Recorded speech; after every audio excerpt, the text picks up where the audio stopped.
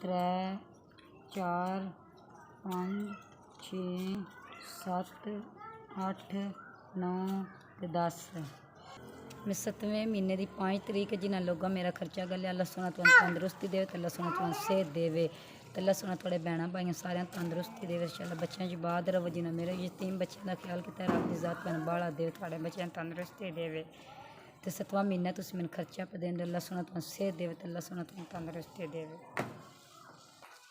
7वां महीना तुस मैंने 70,000 रुपया जड़ा है मेरी मदद की है। रब की जात इंज तुम यतीमां जूंदे रहो, यतीमां बच्चों की जड़ा है मदद करते रहो। अल्लाह सोना तुहानू सेहत देवे, अल्लाह सोना तुहानू तंदुरुस्ती देवे, अल्लाह सोना तुहाडा हमेशा साढ़े सिर ते साया मौजूद रखे।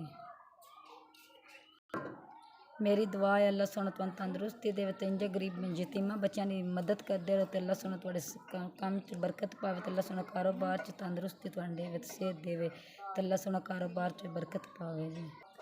मैं फिर थोड़ा शुक्रिया अदा करनी है, जिन्ना 60,000 पहलों गलिया, 10,000 मेरा हुण गलिया वे।